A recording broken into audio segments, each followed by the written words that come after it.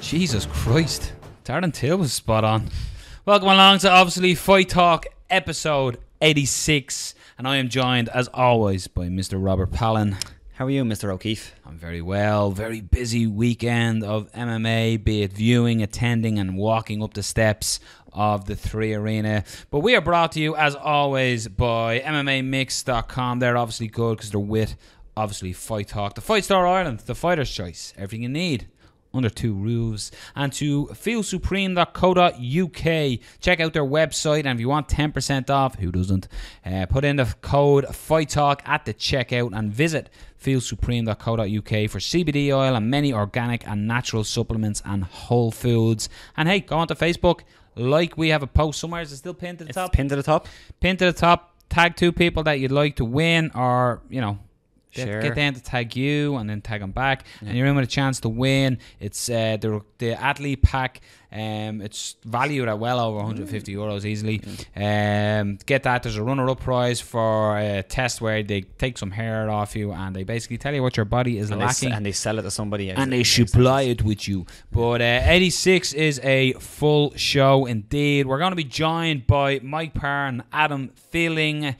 The names might ring a bell to you if you're an Emmerdale fan, but if you're more of an MMA fan, it's a weird way to open a podcast. There you go. It'll make sense in a minute. They also have an MMA podcast called On Air with Mike and Adam. We'll be looking at the weekend roundup and a couple of big stories in MMA this week. We're then joined by the Swarm, Linton Vassell, who fights Ryan Bader for Bellator lightweight title at Bellator 186 on November the 3rd. My wedding anniversary. Gonna have trouble getting that one on the telly, Rob. It's the way I'm looking at this here. Yeah. Gonna be a bit of trouble getting this on the telly. Convince her it was a different day. That's what I always do. It's like, no, it was yesterday. It was yesterday. It's the 19th. Whatever. Yeah. 2 years. Can't spoil after 2 years. Nah, you can't. Yep. I guess I'm watching it the next day. But let's start. Get your Emmerdale on. We got Mike Parr and Adam Feeling joining us now. We're going to talk everything and anything. It's conversation. If you check out the lads on the YouTube, their channel, very, very good. We're going to do a little bit of collab with the lads as well, and you'll probably see our mugs on their face and their show. Let's check it out this week. I don't know. Let's check it out this week with Mike Parr and Adam Feeling, talking everything from this weekend's action, all the big stories. Conor McGregor. Yep. The lads. So welcome back to obviously Fight Talk, and if you're looking on YouTube, you can see, you might recognise them faces actually if you're a soap fan. If you're an MMA fan, you might recognise the voices or the faces from watching on YouTube as well. We're joined this week by on-air hosts with Mike and Adam. So Mike, Adam, welcome to obviously Fight Talk. Yeah, thanks for having us. Yeah, 100%. Really happy to be here. Excellent. It just you guys have started it as in cat out of the bag. First of all, if people are recognising you, I did mention it there. It's Soap Stars, so people will be familiar with you from being on Emmerdale. That's the one, and that's how me and Adam met. Both had a mutual love of MMA.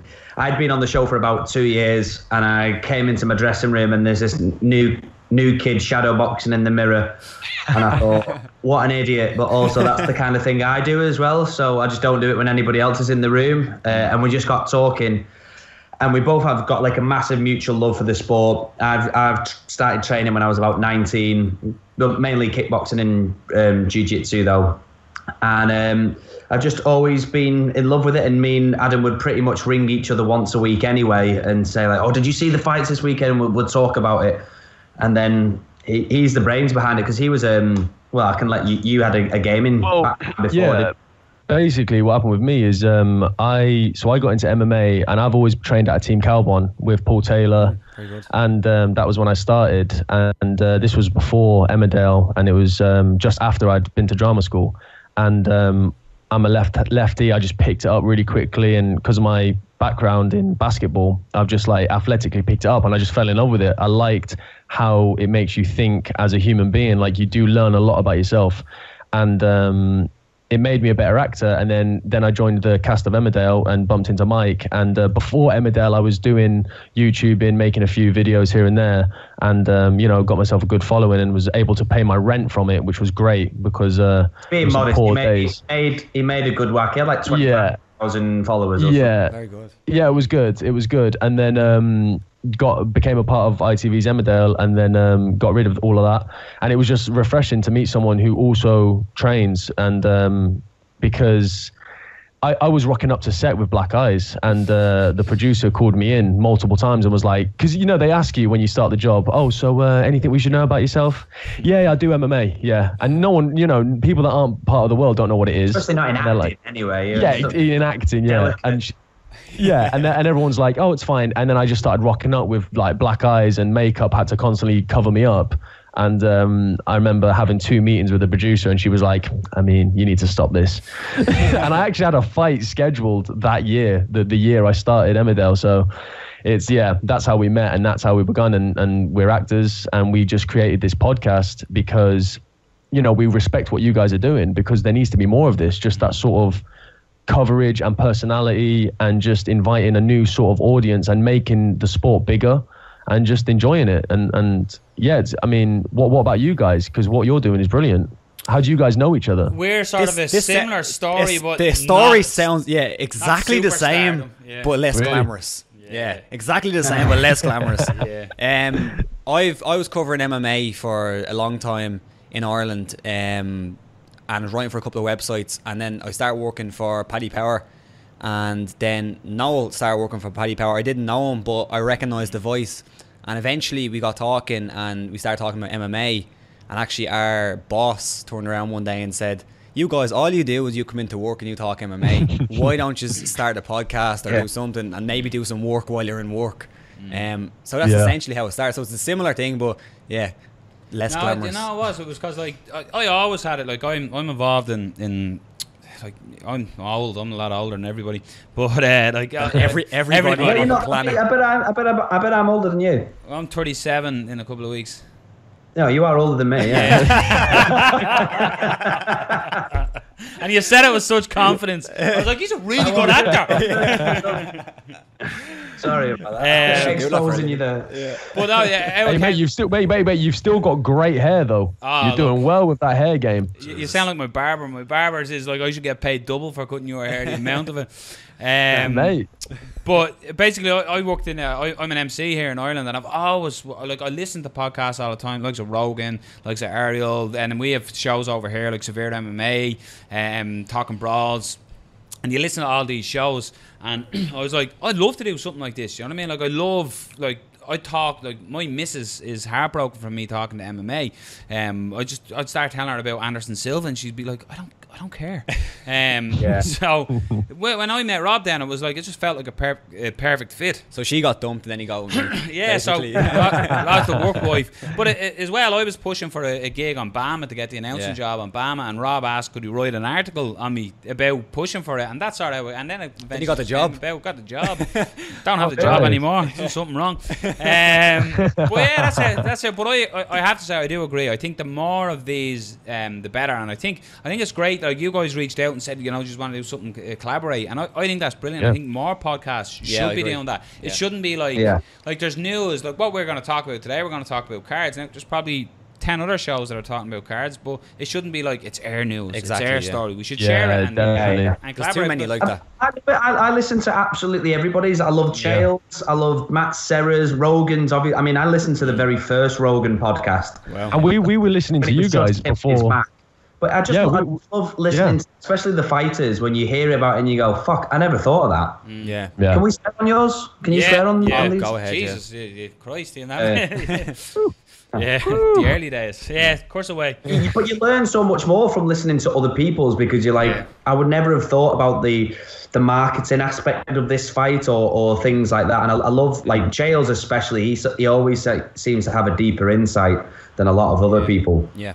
I think what's good about the whole MMA scene and why it is so enjoyable to podcast and cover is because there's a lot of characters in MMA. Yeah. There's a lot of, and these fighters are smart people. They're not what the, uneducated think. They're not these brawling, steroided, angry men. They're actually extremely smart. They're extremely well aware of themselves. And even just hearing them talk intellectually about things that are going on in their life is extremely interesting because they're experiencing things that most human beings will not experience in their lifetimes. Never. Chael is so interesting to talk to. He's done some mad stuff. And we brought it up on one of our podcasts, like the emotions that John Jones and Daniel Cormier and Conor McGregor, these people are feeling before each fight, and the spectacle, the size of which they're having to experience it in. People will go lifetimes without experiencing that. And a vast amount of knowledge that can be had from these fighters, and that's why these podcasts and things within this community are becoming so popular. 100%, and again, as well as you said, with everybody sees the outsider will see it as just they're brutes or whatever. But I love getting to know the guy behind the 4-ounce gloves. That's how I always see it. And like when we started this first, I was leaning on a lot of lads that I've announced as fighters because you grow a bond with these lads, and that's what we done. But then we just start reaching out, and you get these guys, and you get to know the fighter again behind the 4-ounce gloves. And like as you said, they're not idiots. Do you know what I mean? They're smart very businessmen. I presume we all watched the fights on the weekend in Gdansk. We were lucky enough, and this was one of the interviews that for us absolutely blew up and is still blown up when we had Darren Till on, and Darren spoke about Brendan Schaub slaying him, basically saying, why is Cowboy taking this fight? I don't know who this guy is. Brendan Schaub was on the Fight Companion with Joe Rogan. I watched a little clip of it, and he was telling Joe Rogan everything about Darren Till, and the fight hadn't even started yet, and I'm there going, oh boy, how you've turned. Darren Till, let's talk Darren Till, because we could literally fill the air with him. Fucking greatest out there, and I believe it. That's a good one. I believe it.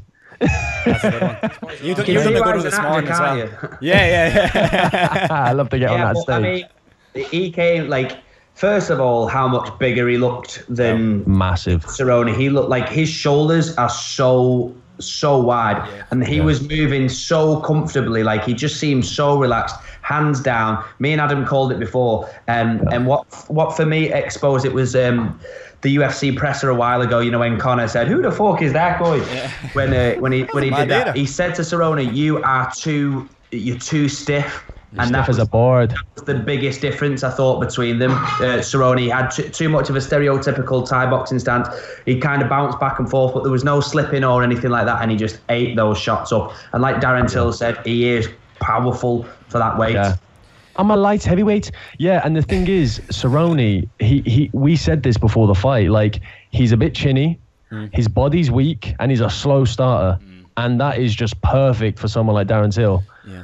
And it's exactly what happened. I mean, I don't even think Cerrone touched him. I mean, he got him with a few body shots, a few low leg kicks, but Cerrone... Oh, you're still there. Sorry, my computer went. But yeah, Cerrone, I mean, Till was just so disrespectful towards Cerrone's striking and stand-up. He'd closed the distance enough so Cerrone couldn't get off those kicks, and he was just... That jab cross was connecting all day, every day of the week.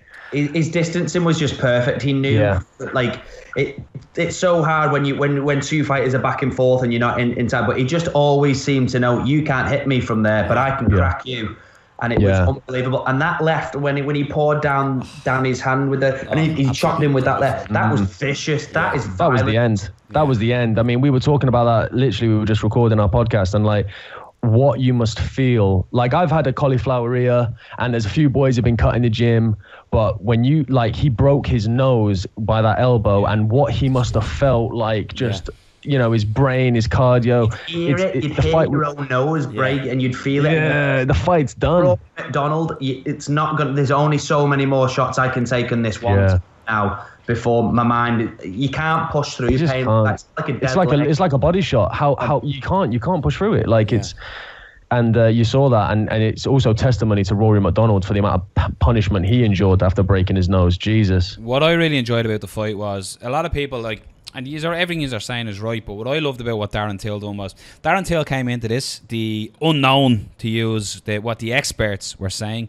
that he's too big of a fight, it's too big of a step. But when he came in, he was a lot cooler in the cage before the fight was announced. When the fight started, straight away he was throwing feints. Yeah. Like some of them are like sort of like almost you'd nearly say silly feints where he was just sort of wiggling the arms and stuff. Yeah. But it was all showing Cowboy something to see how Cowboy was reacting. And as you said, Cowboy wasn't reacting, he was stiff. And then what I liked about what Till done though, and we say this the odd time about certain fighters, his shot selection. Yeah. And when he was throwing certain combinations, and when he, as you said, as he parried down the jab and came with the elbow, it was all perfectly timed by what he was reading. This is something they talked about Floyd Mayweather about downloading Conor McGregor. Till downloaded Cowboy within seconds, and as you said, he showed complete lack of disrespect for Cowboy striking. I think it was more he knew he was just a better fighter. He knew he was the better striker, and he could finish it when he wanted. Do you know what the crazy thing is? And I think we're all guilty of it sometimes. We put these guys on this weird pedestal where we think they're almost like avatars. They're not like real people, but you need to remember that these guys are real people. As you said, Adam, they have real emotions. They're going in there to fist fight in the cage. To be able to do what Darren Till done, the biggest stage of his career so far. After talking himself, that's one of the most impressive things. And you know, you hate kind of comparing it to Conor, but you know, he's kind of the poster boy for it. To go out there and say, I'm going to go out and beat this guy, and then go out and beat him the way you said you're going to beat him, that's not an easy thing to do.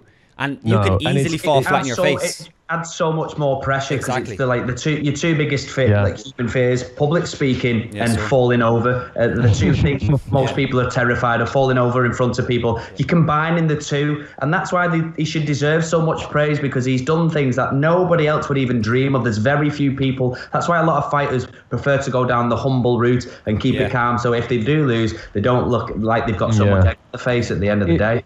And everything you were just saying then, like what Darren, like it also was adamant when Fabricio Verdum just messed up Walt Harris, because it shows you like that isn't easy to do for people that just watch and go, oh yeah, Verdum's going to win. No, listen, anything can happen, and when you get in there, it's a different story. But the way Verdum just broke down Walt Harris, it shows a level of fight IQ that Darren Till clearly has. He was able to download, like you said, Cerrone's data so quickly. That's not easy. That takes years.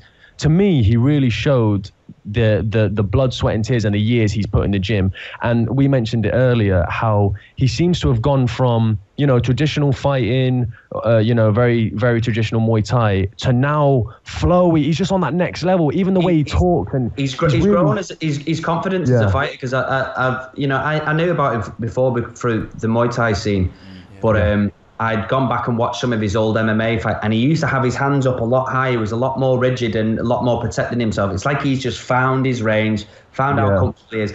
And I think because he's grown up watching Cerrone, he doesn't. He knows, listen, he's not a puncher. He ain't going to knock me out by punching me.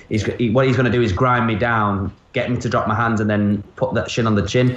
But do you reckon it would have affected the fight much differently if Cerrone had done his research? Or do you think it would have played out exactly the same? I can't imagine that fight going much differently. Yeah, I've heard a lot of people talking about that, and this is something I bring up quite a bit on the show. I assume Cerrone, because he said it so much, that he doesn't do prep.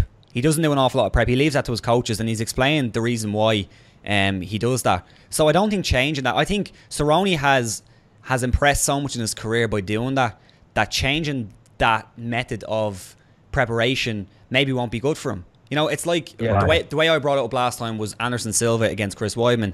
If people are saying, oh, Anderson shouldn't have clowned against Chris Weidman, but Anderson clowns against everybody, and that's how he had success. So why change that? Like if you're taking away something from what has bringing him success, is that really going to change things? I don't know. So maybe there was a lack of preparation, but I don't think studying Till that much would have helped. I saw him on the UFC vlogs and whatnot. I forgot what they're called off the top of my head. You know when it shows them like leading up to the fight and stuff, and he said he was bringing people in. Why wasn't he at Jackson's? Why? He's done that now. He's done that now. He's changed up. He has a ranch. He has a ranch, and he sort of brings everybody. But does he not bring Jackson in? No. So, But Jackson was Jackson on this guy? I'm not sure. A big part of it as well, actually, a point about keeping his hands up high. I think he's adapted to, he's aware of the takedown now, so he has the hands that little bit lower, and that's something that I thought surprised Cowboy as well. He went for the takedown, he did get one, but Till powered up out of it. But then his takedown defense after that was on point, and that's when I think when Cowboy didn't get the takedown, that's almost when defeats start coming into him. And it's a point, Rob, you made to me, I think it was yesterday as we were on our way to KSW, is a lot of people don't realise or tend to forget how many wars that Cowboy has been in. So, like, if you look at some of the fights he's been in, even of late, these wars, like, Lawler, you can't take these shots. And it's... Yeah, you absolutely can't. And, like... this isn't my expression, but you can only have your card stamped so many times. I think Rogan might have said that, or someone. And once you scramble your eggs, they're gone. Like, I think those first early shots were like snapping his head back and phasing him. And, like, you don't forget shots like that. If you don't see where it's come from and you're thinking, good Christ, what was that? And then you start worrying about that shot, and then they throw a kick and you're thinking, oh, that hurt as well. And you start to fluster yourself, especially when he's moving his hands like this all the time. It's so much harder to focus on which part of his moving it. That's why when someone's a bit stiff and they just move that one, it's a lot easier to concentrate. This throws them off. And the thing is as well is it wasn't that long ago when Cerrone wasn't so damaged, you know what I mean? Like, I don't want to put words into, you know, people's mouths, and because Cerrone's still got a few fights in him, but I mean, like, when he was fighting Miles Jury and he was on that, you know, that rise back to being like, you know, that's when his superstardom really kicked off in the UFC, and he could take those shots, and he was a bit better at taking those shots. But now it just seems like, you know, Masvidal cracked him, and we're all a bit nervous now when he gets in the cage. We're all a bit like, is he going to be able to take these shots anymore? I'd love to see him take a big break. Take a year off from it, because always in the build-ups to the fight, it's always about him snowboarding and shooting ducks. And that's all that it seems. This one was killing a rattlesnake. Was this one? Yeah, he killed a rattlesnake. Oh yeah, I saw that. Yeah. It just makes me think. Like, I know you take it seriously. You're a professional fighter fighting for the biggest organization in the world. But you do seem to be a little preoccupied in entertaining your buddies on quad bikes, you know, at the same time. One thing I will say is that right now, the ball is in UFC's corner. UFC need to get behind Darren Till right now. All the promotion. But lately, the UFC, sometimes they don't look like what they done with, again, compared to Conor, but what they done with Conor, like, Conor had a couple of fights in the UFC, like 1 or 2, and they just put him out there and they said, go. They spent the money. They put ads out. They need to do that with Darren Till right now. Right now. He couldn't have made a better business decision after that fight to then call somebody out immediately. Somebody who was there to get Mike Perry riled up. I know they're not even in the same weight class, are they? But they could easily figure out some kind of get a big grudge match behind you, because that's why Demetrius Johnson is, you know, not selling tickets, because there's nobody out there. There's no bad blood. Bad blood sells fights. I'm pretty sure about welterweights. About welterweights. Yeah, they're both welterweights. I think they're both welterweights. Yeah. He shouted at him, going, "You're a lightweight. You're a lightweight." I think he's just saying because he was saying, "I'm so much bigger." Oh, right, okay. Well, that was another thing I was going to say. When they stood next to each other, I don't know if Mike Perry seen. They didn't look the same way. And Mike Perry had his hair spiked and he still looks small. But Mike Perry is scheduled to fight Posanivo. He's due to fight him. So again, like, if I'm Posanivo, I'm rubbing my hands together and going, Mike Perry's not paying attention to me anymore. This is fantastic. But that's the big thing I'd say is what's next for Darren Till, because, like, you want to see Darren back in there. Like, he took literally no damage in that fight. So what do we see him on next? I'd like to see him on a big card. I'd like to see him on the 30th December card. What if Kevin Lee was to move up to the welterweight because of that tough weight? What if we saw Kevin Lee versus Darren Till? That could be all right. Because they're both sort of like superstars. They're both on that contender of being a superstar. And if he's going to be introduced to the welterweight division, maybe that would be a good introduction for him. It might be. Is Darren Till even ranked? I don't think Kevin Lee's going to give that up just yet. I think he's still got to... You think he's going to keep at 155 for a bit? What did you think of Till in the post-presser said that he thinks the hardest fight in the division is Damian Maia? I mean, he's... Do they have experience? I don't know where Damian Maia lives, but obviously Till lived in Brazil for a long time. Have they crossed paths before or something? Or I'm not aware of. I don't think it's that like that. I think it's style-wise. have they trained train together, or is Till just think it's just jiu-jitsu is on obviously it is on a completely other level to anybody else. Yeah, maybe. Well, I tell you one thing though about the whole if he was to fight Damian Maia, and I can understand why he says that. But one thing, and it was touching on what you said earlier, Rob, like. One thing that I'm always super confident in is when a fighter who is predominantly a striker can stuff these takedowns, because they are going to win the fight. Like, they're more likely going to win the fight, because if you're getting outstruck and you can't change where the fight's going, you're just going to keep getting outstruck. Yeah. So all Darren has to do if he was to fight Maia is if he just stuffs the takedowns, he will win eventually. Like, it's before it was wrestling, you know, back in the olden sort of the previous generation, it was like whoever was the better wrestler. That's why GSP was so good, because of his shoot boxing. He was able to dictate the pace. But that's changed now, because you've got people that can just stuff takedowns. Joanna Jędrzejczyk, she's never been on the damn ground, and she's lighting these women up. And I'm surprised that he thinks Maia's his toughest test, because Maia, like, obviously is predominantly a grappler, and he's striking is okay, but it's nothing. It's, you know, he's not been knocking people out. I would have thought that was. I see that as an easy role for Till, especially with his timing. I think maybe it's the Bruce Lee analogy. He's the best striker. No one can strike with him. I just think it could be potentially the Bruce Lee thing. Don't fear the man who knows 1,000 kicks, but fear the man who does the one kick 1,000 times. I think it could be that angle, like, as in, if Damian Maia gets you down, because Damian Maia is going to commit for the takedown. That's all he's going to do. But yeah, huge win for Darren Till. We've talked about it enough there, I think. The other fight that really stood out for me was Karolina. I thought she looked absolutely fantastic and showed huge improvement. Now you have to ask how much Jody Esquibel. Yeah, you still have to be impressed with somebody who can go in there with a game plan and execute it perfectly. Yeah, and that's what Karolina done. She looked very, very good, and she's now in line again for probably a _1 contendership fight. I want to see them get 1 or 2 more fights. There's nobody there though in that division, you know. Didn't she call out Jessica Andrade? Yeah. That would be good. That would be good, because Andrade needs to get another one, because she's only just fought for the title. She beat Claudia. That would be good to see. But Karolina, it was a good win for her. She just dominated that, really, didn't she? Yeah. Absolutely did. Yeah. What do you think of this, the Rose Joanna?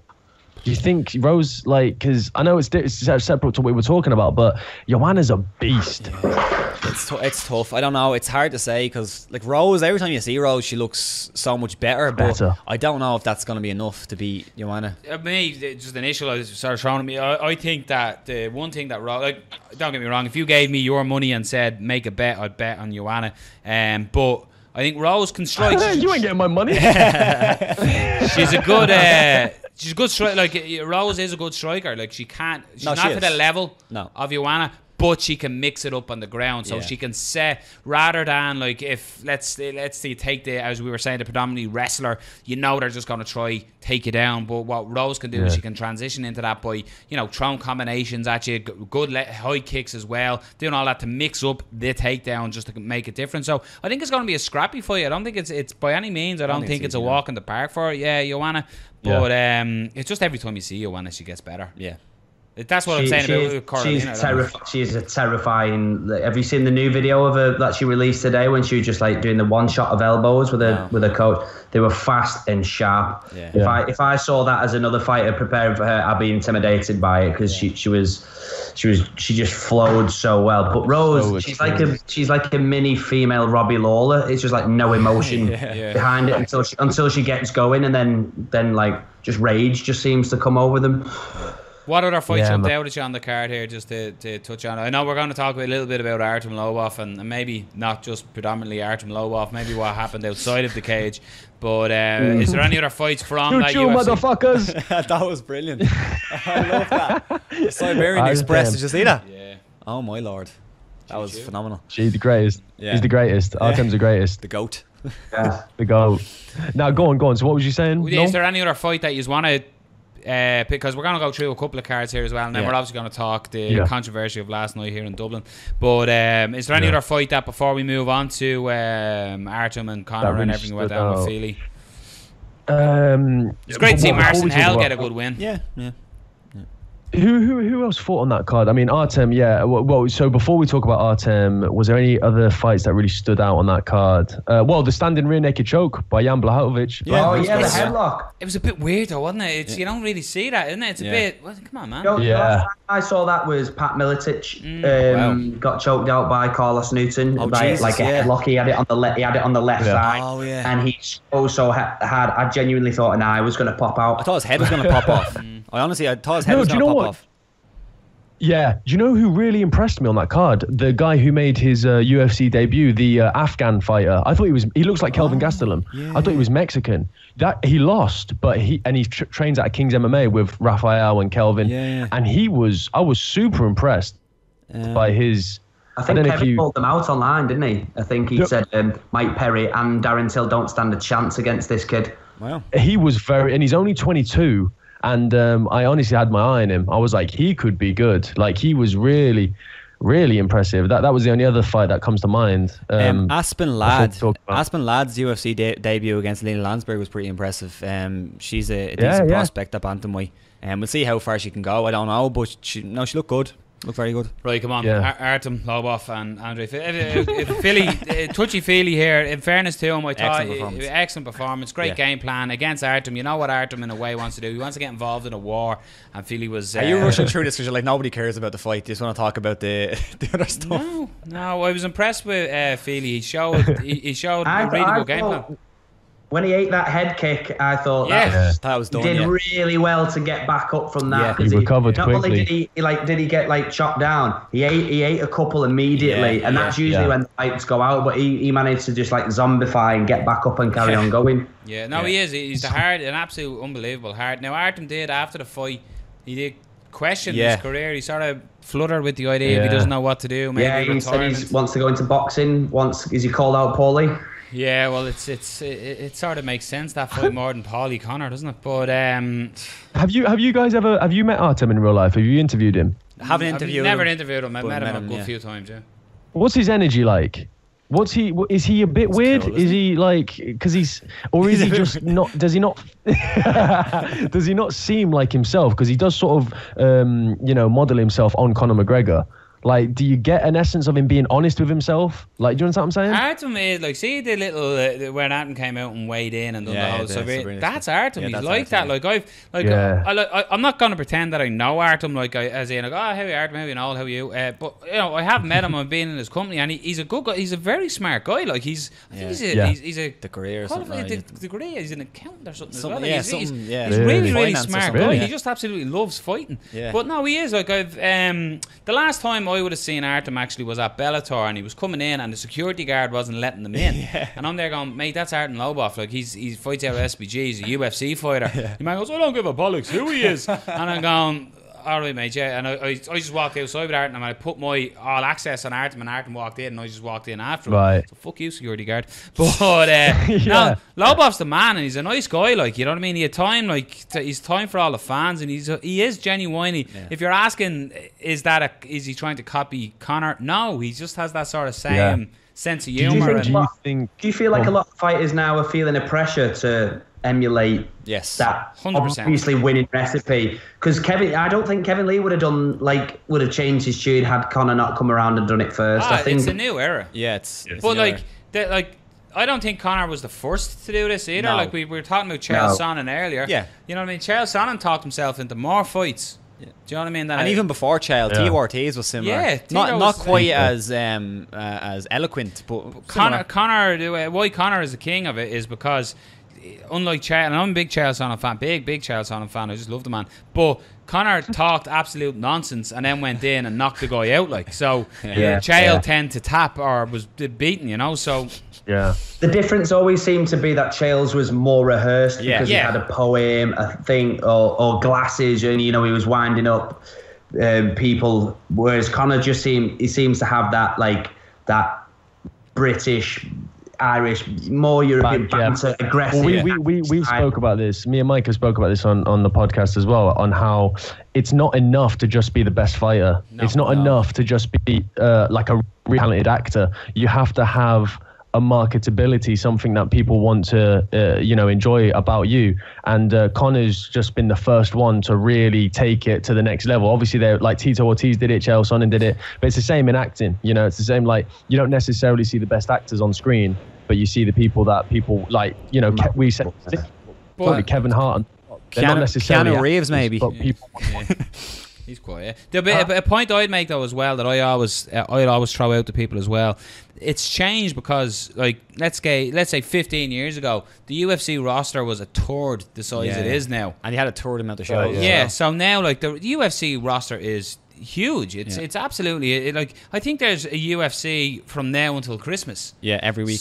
So the roster is so big that you have to stand out. Your fighting isn't just enough. But you see, the uncomfortable thing about it and the sad thing about it is so many of these guys aren't good at it. Yeah. So when they do it just becomes cringy like, find your old mark, They don't seem good at, like, now when you look back at Tito Ortiz and you watch his interviews, you just go, Jesus Christ, the guy, I've just done it now, I got my words mixed up. He was always tripping over his words and it just like didn't make sense, and it's really cringy, and you watch it and you go, fuck me. My favourite one was Shamrock. Remember Shamrock with him? Yeah. They're in the Shamrock. So what did he say? He said, I'm going to beat you into the living death. And Tito just breaks his heart laughing. Like, some of it is so cringy. That was a good moment though. But like when he was arguing with Chael Sonnen, he was like, "I got you right here," and it was a juice box, and he crushed it. Basically, getting that he's a juice head. It just didn't work. It's just so corny though for some of it, like the rehearsal. There was some things that Chael would say every now and again. I was just like, that's a bit. Yeah, some of them. Yeah. It's not cool enough. But then when Conor just does it, he seems to have it. But let's go on while we're here. Do you think he was a bit too much for the Conor, fight? You mean in the stands? Yeah. Sorry, Conor being in the stands. Yeah. Because I know, again, from working at shows, if you're a fan of the show, you mightn't realise what the actual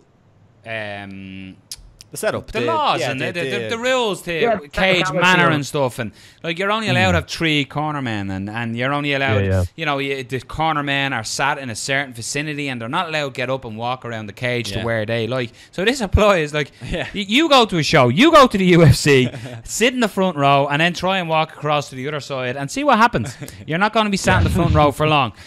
So there's etiquette to follow. There is rules in place. So like, don't get me passion should be encouraged, you know what I mean? And that's Conor's cheering on his guy. Him and Lobov have been coming up together as teammates, so he's his guy, you know what I mean? He was in camp with him at Maymac, and he's been in every camp with Conor. He's his #1 training partner. But like, you have to be controlled in that sense. You have to keep him in the same area. But it's the Conor McGregor show at the same time where, if you look at it, there was cameras on Conor just to do this. So you know what I mean? Yeah. They're looking at him doing this. Like, the commentary was going, Conor McGregor's in the crowd. Now, they do that with certain people, but he can't be walking around the whole octagon where he likes. So it was a bit weird. Now, I thought Andre Philly was really good with him too, touchy-feely, where he started doing the walk and all to Conor and stuff like that, and Conor was making it rain at him. So there was all that sort of stuff. That was fun. That was a good aspect. But during the fight, I don't mind the screaming and shouting. That's fine. He's passionate. But the walking around the cage, I was surprised that the commissioners allowed it to happen. Even allowed it. Connor's mate. I feel like it's almost, it's coming from a good place. We know how much he is obsessed with fighting and he loves it. But there is a little bit of, like, you're getting too big for your boots now, mate. There are rules, and just because you're Conor McGregor doesn't mean that you can get away with it. You know what I mean? Good for Marc Goddard for having the balls to do that. What are you doing, Conor? What are you doing? Now, like, why is he concentrating on anything that's going on in the crowd? But then when I saw the videos of the cameras that they put on Conor, he was going well. It's like how he wasn't walking past the ring announcers and. We talk about a little bit of controversy that went on last night at KSW 40. Went down here in Dublin in their 3 arena. Norman Parke against Mateusz Gamrot. Was an absolute cracking fight. Yeah, it was a great fight. It was like the two of them made an agreement. They sort of did. Backstage to say, right, let's just stand in the centre of the cage and absolutely pick one another apart. Fantastic fight. Why did he push the coach? What happened? Why was the emotions high? round one, there was a horrendous groin strike. I mean, it was like he was punting a field goal or something. Like, it was right down the middle. And then there was an eye poke, all in the first round. So Parke was agitated, especially with what happened in the first fight. And then the second round came in. Which he got bit on the finger, just for context. So the first fight, he's aware that he got bit in the finger. So then we coming into the second round, and the second round started just as the first ended. It was like heavy leather thrown. It was a fantastic fight. Parke was wearing it a bit. He was getting tore up from a clash of heads as well. And then I described it as a corkscrew eye poke. Yeah, it's like the finger went in and then screwed in the inside of it. Horrible. So Parke, obviously... the fight got stopped. Marc Goddard was dealing with it. Unfortunately, as this happened, a little bit of crowd trouble happened, so everybody was sort of turning to look. There was a bit of argy-bargy, let's say that. There was a difference of opinion between Norman Parke's fans and Gamrot's fans. So we were it was right behind us, so we were turning to look and see what was happening. And next minute I see Goddard waving his hands off, so we were all then waiting to see what was happening. Parke went over. There was a little bit of shouting between the two teams. Parke pushed one of the teammates of Gamrot, and as he was sort of standing there, another teammate just basically threw a left hand and sucker punched Norman Parke. They had beef backstage, hadn't they, as well? These two, they had been giving each other shit. When he was doing his weight cut, I saw some from one of your interviews that he was saying that they'd been a bit mouthed off. First of all, cutting the shit, that's assault. There's a reason why the people get in the cage to do that. The last time I saw that was do you remember when Phil Baroni won it in he won in the UK, and God knows why are they letting the corners into the ring in the first place anyway? Officials, a doctor, why the need for anybody else to get into the ring after it? So it was waved off, and it was to sort of relief in some ways. It was called a no contest because I honestly think if it was a DQ, I was literally saying to Rob, let's go backstage to conduct the interview. I wanted out of there. Was that what the energy was portraying? You knew something was going to kick off? It had already kicked off. It was going on behind us. I'd say it would have got worse if it was a disqualification. Yeah, it would have got it worse. Would not have been a good look. No. But Norman, rightly so, was disgusted with what happened. Interviewing Gamrot after the fight, he said, "No, I've won the 2 fights. Basically, I've no reason to fight him the third."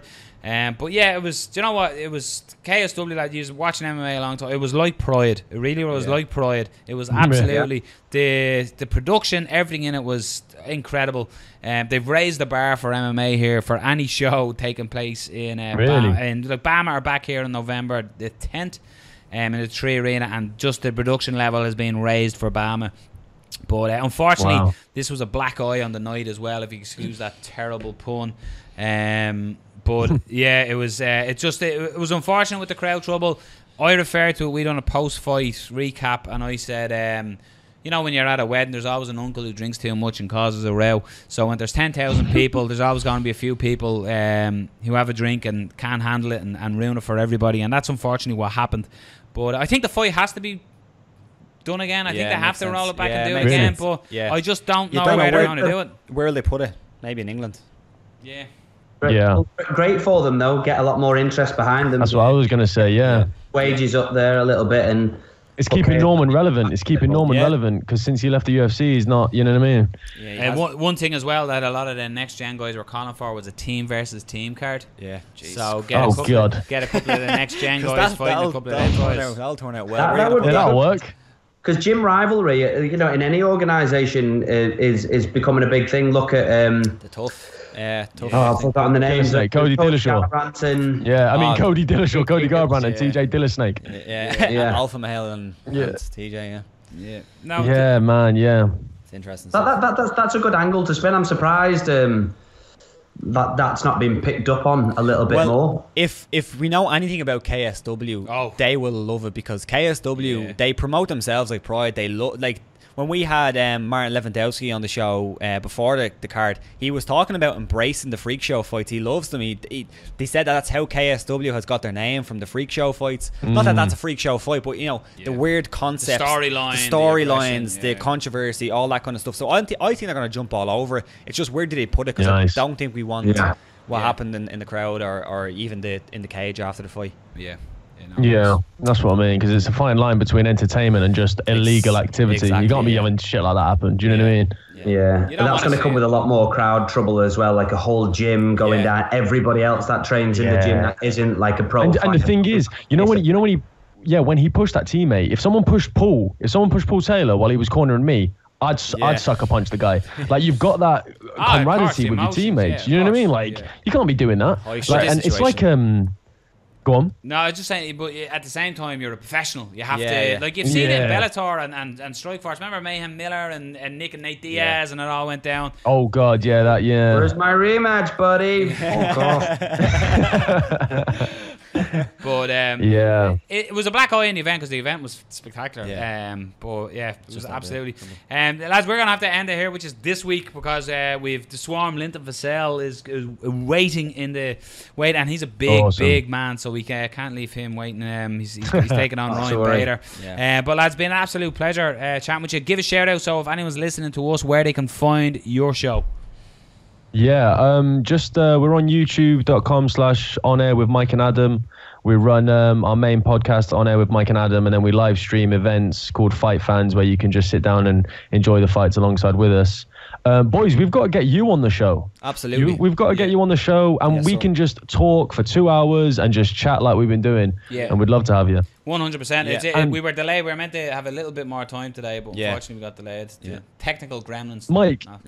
Mike, hit him up with our Twitters, where they can follow us on Twitter. I'm Mike Parr, actor, I think, and you're Adam Fielding, aren't you? Yeah, Twitter, the Adam Fielding. So hit us up on Twitter as well, and we appreciate you guys. We'll put some links. Well, let's let a couple of months go by, let some more news build up, and then because that's what we're finding. We're doing 2 a week, and then just some days when nothing, absolutely nothing has happened. This will be the first of many, though, gentlemen. It's been an absolute pleasure getting the chat with us. Thanks a million for taking the time. Cheers, lads. Take care. Take care. Cheers. Interesting. It's a good point that the lads are making, and we sort of make it, is collaborate with podcasters. So much news, so much opinions, bounce them off one another. That flew by. Absolutely. That was fun. That was fun. So let's dial up, making a second appearance. He's fighting for the title on the 3rd He's going for the belt. November. He's going for the belt. Kev. He's going for the belt. Inside joke, yeah. Linton the Swarm Vassell is going to be joining us, making a second appearance on, obviously, Fight Talk, taking on, as I said, Ryan Bader on the 3rd of November. Remember the last time he came onto the show and he was outside in the sun, no top on, just fucking as what did he say? His new whip. Let's see if he can beat that. Cool whip. Linton Vassell. So welcome back to, obviously, Fight Talk. If you're watching on YouTube, you can see, and if you're listening on audio, I'm about to tell you, we are joined by Linton Vassell, making his second appearance on, obviously, Fight Talk. So welcome along, Linton Vassell. What's up? How you doing, boys? Very well, man. How are you? Very well.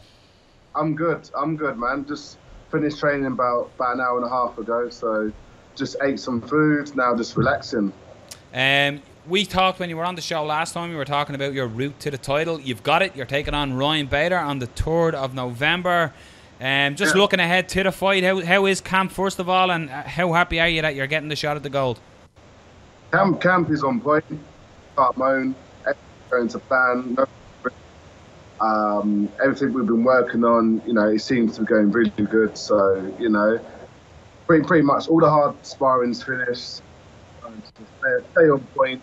Keep sharp, keep working over the drills and the game plan.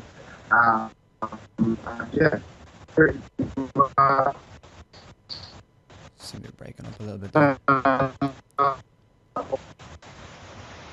We're just losing you just a little there, Linton. Okay. Can you hear me? Just broke on. I'm gonna try just turn off our camera and then see if that makes the connection a little bit better. Sometimes it does. Can you hear me? Yeah, it's just gone a little fuzzy on us there, I'm afraid. Can you hear us? I can hear you perfectly. Okay. So we've just turned our camera off, so you mightn't see us now, Linton, but we can see you still, okay? No worries. So the last victory against Liam McGarry, would you say that probably one of your best performances? Yes, without a doubt. Like, the funny thing is, we were working on a game plan pretty much 4 years ago when I joined Bellator. Like, we knew at some point we would have to meet, and yeah, everything went to plan. You know, I knew if I stayed on top, worked my game, worked that pressure game, you know, I would submit him, and pretty much that's exactly how the fight went. Yeah, so the last victory as well, just fighting at home in the big fight. How good again was it just to fight back home?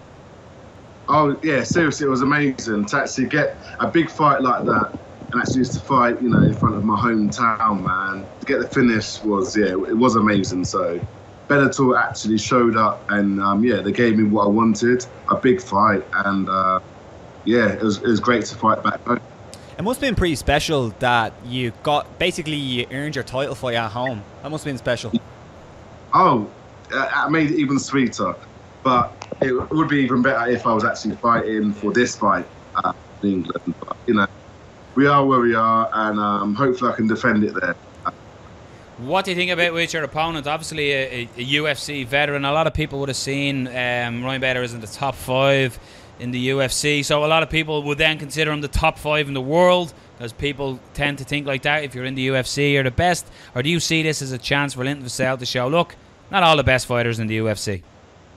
Oh yeah, it's not being funny. As you can tell, I won't name names, but you've seen people gone from UFC to Bellator or Bellator to UFC, and you know, some of the boys haven't done as great coming to Bellator, and some of the boys have done real good going to UFC. You know, it don't matter what promotion you're on. You can't say, oh, this promotion's better than yours, because you're not fighting everyone, and styles do make fights. Not taking them away from Bader, he's dangerous. I say he was top 5. For me, I just see him as another guy in my way, holding something that I want. So he's just another guy to me.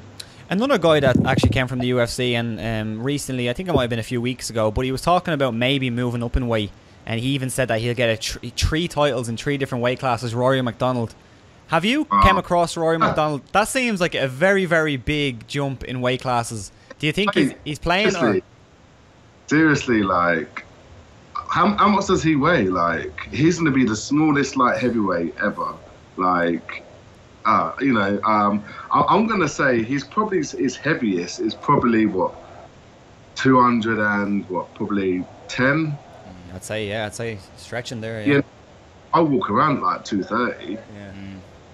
Is that a fight that you'd welcome though? Even though the size difference, Rory's a big name. If that fight happens, seriously, I'll take that fight all day, man. You know, it's a big name, Rory MacDonald, but you know, I don't see how there'd be a problem there. He's like I say, he's a welterweight.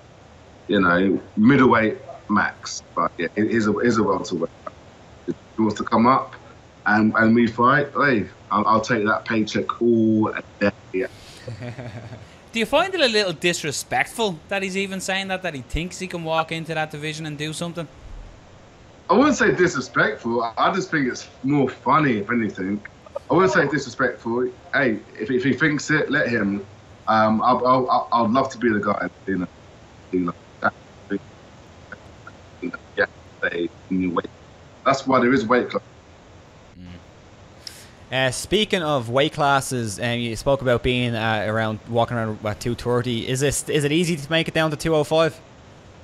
Yeah, I've been doing it for 11 years now, and I know how to cut weight now. Before I was sort of just winging it, eating what I like, and then seeing how I was on the day of the weigh-in. Now I'm monitoring what I'm weighing and what I'm doing, and eating a lot more cleaner than I would have 3, 4, even 5 years ago.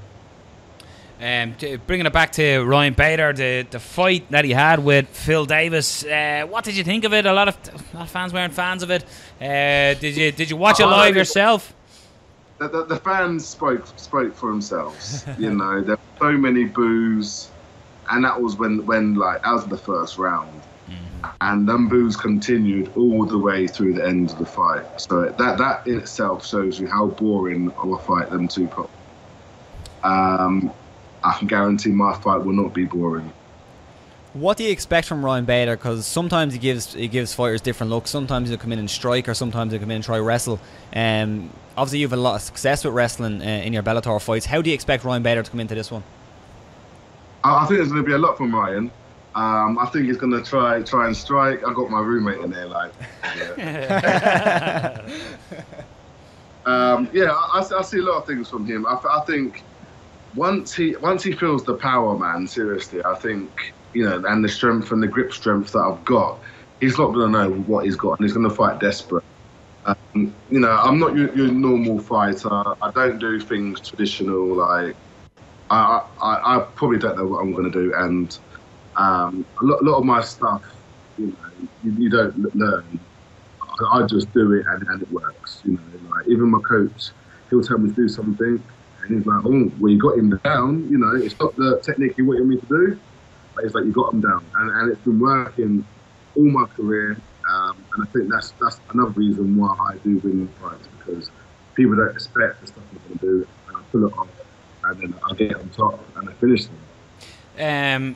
Do you think a little bit as well in that, like, the UK fighters sort of fly under the radar? A great example of that was Darren Till this weekend. He's not under the radar anymore. Do you think it as well, like fighting with Bellator and being a UK guy, that maybe you're flying under the radar of all these American experts?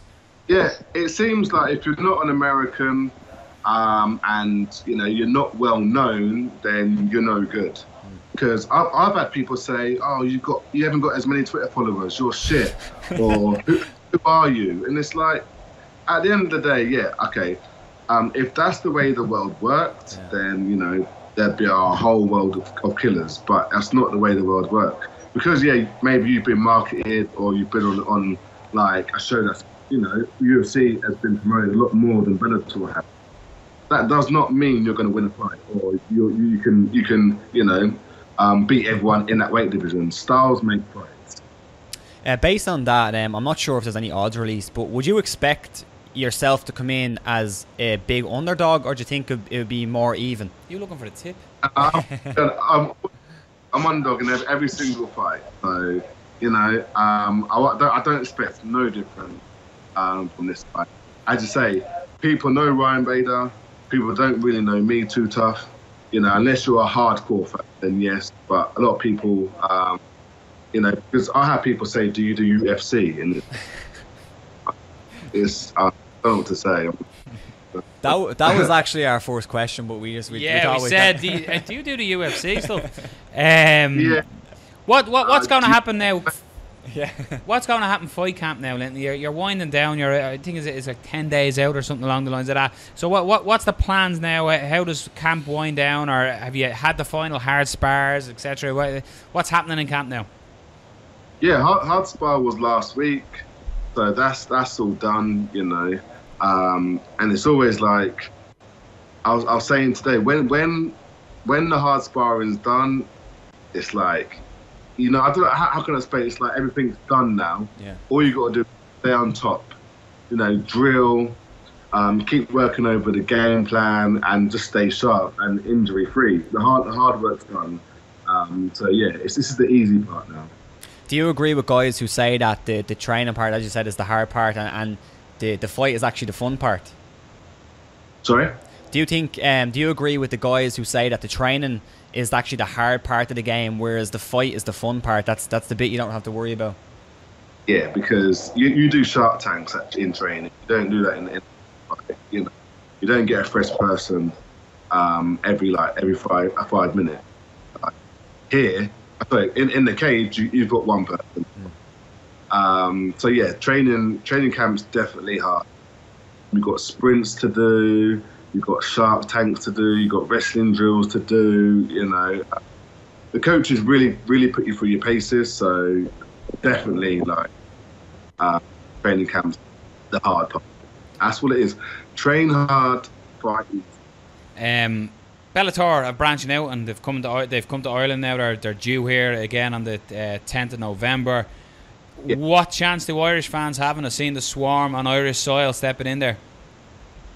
Oh, what date is that? Well, it's I don't mean for that date. The next date is the 10th of November, so it's usually a week after you fight. But what chance do we have in the future seeing Linton Vassell fight in Ireland? I'd love to. I've never gone there, so Bellator, you can hear me, Scott Coker, you know, get me out there. So I love to fight all over the world. So if I can make that, if they can make that happen, should I say, then yeah, put me on the next card after November 10th. and what's it like? All things going according to plan. You're the new champion. Are you going to be an active champion now? There's this thing now where certain champions, we won't mention names, have won belts and haven't defended them and have picked their opponents. Are you just going to be who's the number one guy and put me in there with them? Nah, I'm going to take a good year off and just chill my belt, man. That's what I'm going to do. Nah, wait, seriously, all comers. All comers. It's good to hear.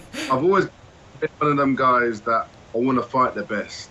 I don't want to be that guy he hasn't fought anyone, you know. And I've always been like that. Even in, like, I'm gonna say, when I first started fighting, I always wanted to fight the top guys. And my coach was like, "Come on, you haven't had a fight yet." So we worked my way up, and then as soon as I went to pro, I wanted to fight the top boys, and pretty much I worked my way up, and look where we are now.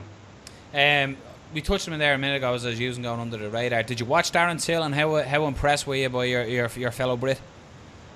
I did not expect Darren to do the damage he did, and in round one, like, not taking anything away from Darren Till, I do feel like it wasn't the cowboy that everyone knows showed up, but he put it on him and he stopped him, and not many people have done. So Darren Till showed up. He did the work. So obviously, hats off to Darren Till, man. He's definitely going to be a force to be reckoned with. Yeah, I think he's the next big. And Rob was saying, hopefully the push comes. Hopefully the push comes as well for you, Linton. Yes. I'm looking forward to seeing you taking on Ryan Bader. Hopefully that goal gets wrapped around your waist. I know you believe it, and we look forward to seeing you. If you're the underdog as well, you're worth a punt. But yeah, the best of luck at the fight, and hopefully we'll see you here in Ireland. Thank you. All right, one day, man. I'd love to be over there. Thanks a million, Lynn. Thanks a million for taking the time. Bye. You're a gentleman. Thank you. you. Bye-bye. They are fighting on Bellator against Ryan Bader on the 3rd of November at Bellator 86, the main event. That's what happens, Rob. Obviously, Fight Talk gets main eventers. Darren Till, Linton Vassell. Who was next? Adam Caffrey. Main eventers. Who was next? What's the next main event? Whoever's next main event, text us. Yeah, text us at talk. Here's my number. Fight.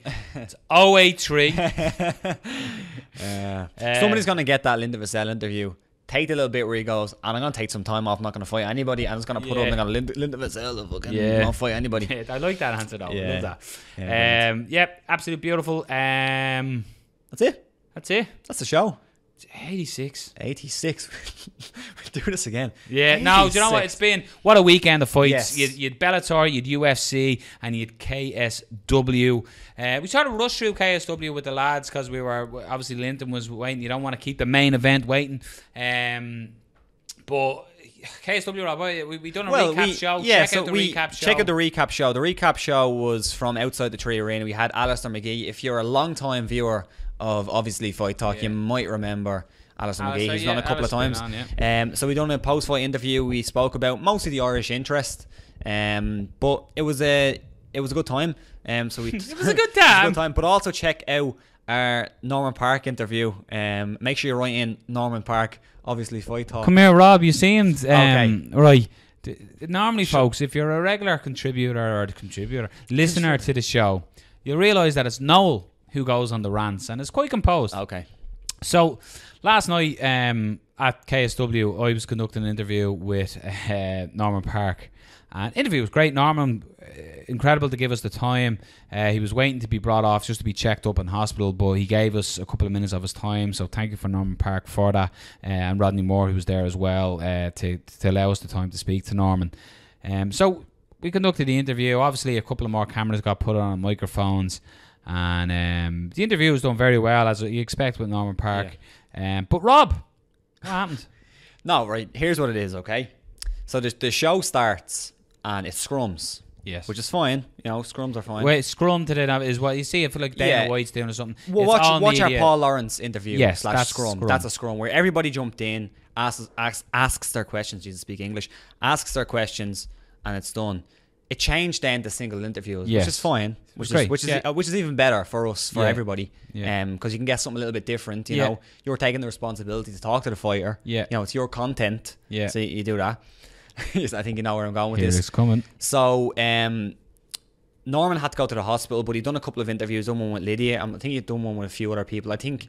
Now he got one. That was back in the hotel. With us, it was Lydia, and then us. But you know, we got in there early, and we were like, Norman, can we get an interview? Grand. We were waiting. Lydia was conducting the interview with Norman. And I spoke to Rodney, and Rodney was like, "Yeah, no, of course, Norman will do an interview with you." So we were just waiting. Lydia's just finishing up, and we're waiting. Go ahead, sorry. Just setting the scene. So we got the interview, which is perfect. There was a couple of guys trying to cut the line, a couple of media guys trying to cut the line. We're like, here, we've been literally waiting here for the whole time. So the interview was about to start, and then everybody comes in like a scrum, which is like, okay, whatever. And if you've seen the interview, our interview, you'll see that I introduce it as this is Noel O'Keefe from obviously Fight Talk, and we're joined by Storm and Norman Parke. But then loads of interviews pops up. The exact same interview. It's Noel's interview, but with Noel cut out of it, with obviously Fight Talk cut out of it. So essentially, for me, I don't know what the etiquette is, because we haven't covered a ton of shows. Mostly I've covered it from outside of the arena, that kind of stuff. Right, so we didn't know. That's all fine. We're happy. The figures are doing great. We're going, And then Rob finds an interview. What? The interview. We won't. What do you want to name them? MMA Rocks. MMA Rocks basically got our interview, as Rob saying, and cut it out, and it has a load of views and stuff. Not even an acknowledgement. Yeah, that's the problem. I think, like, when you put it like this, if Ariel Helwani pulled somebody aside and said, let's do an interview, and then some other guy comes over the top of him, records it, and then puts it up as his own, that's a problem. It's like, for example, that's not good. We went in when we came up, Mateusz Gamrot was doing an interview with Niall McGrath with Severe, and it'd be essentially me going over, turning on my recorder, filming it and saying, this is our interview now, and selling it as obviously Fight Talk. And then monetizing it as well, which it's annoying, because I think it's disrespectful. He was saying a lot worse off camera, and I said, I'm going to bring this up on the show. Rob was upset, but KSW and all Rob, it was great. And like, the thing is, like, you know, that interview, I just said, it doesn't matter, Rob, the interview's out there. It doesn't matter. And sure, when we come in, when we were coming in, I was like, there's so many people around that's going to pop up or whatever, but it's fine. It's whatever. It just treat it like what was the analogy you used about if your girlfriend? If your girlfriend, like, if your girlfriend's a bit of a, you know, a loose woman. A Jezebel. And you're like, someday she's going to cheat on me. Like, I know it's going to happen. It's just going to happen. I know what she's like. She's going to cheat on me. You know, it's all right, whatever. But then when she actually does it, that's when the problem happens. So when everybody jumped in and recorded the interview, it wasn't a scrum. It was a single interview. And again, folks, if you listen to this show, you'd realise that these are normally the things that affect me. I know, I don't know why it's affected me so much. Not a bother. It just annoyed me. It was a long night. It was a long night. Where was I going with that? Yeah, so I don't know where the fuck I was going with that. I lost my train of thought. He's lost. He's that angry. He's lost. I'm actually not angry. It's just annoying.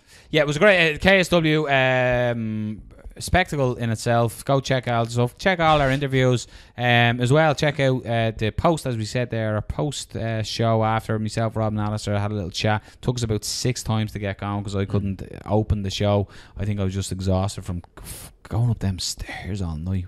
Wow, yeah. Wow. But this has been obviously Fight Talk 86. As always, Fight Star Ireland, the fighter's choice, everything you need under 2 roofs. MMAmix.com, they're obviously good because they're with obviously Fight Talk. And feelsupreme.co.uk. Go check them out for all your recovery, your CBD oils, your words that I can't say, and all your supplements. They're all organic and there's no dead dogs in them or anything. It's all good natural stuff. They've looked after the Chinese, and look, do you know what, if you want 10% off, not 20 that Rob keeps pushing for, 10% off, use the code FIGHTTALK at the checkout. I know there's no dead dogs in them, but is there connection gorillas in them or whatever you said? Connection gorillas. I meant gremlins, and listen, just get onto MMA Rocks and get your credit sorted there, will you? Thanks to obviously Fight Talk. Just use it. But yeah, this being 86, big shout out to our guests, and unfortunately Ivan Zadar just couldn't come on. The connection was just absolutely killing us. Adam Caffrey, Mike and Adam, and Linton Vassell. Go check out the lads on air with Mike and Adam. We'll pop up at some point. We'll be there some stage. But yeah, it's been 86. You've been beautiful. I've been sort of run down a little bit tired today. Rob's very tired, very grumpy. I got 4 hours sleep last night. Maybe I'll wake up tomorrow and be like, they're all right. No, I won't. No. It's still shit. 86. Love thy neighbour. Don't be throwing punches in the tree arena. Unless you're fighting.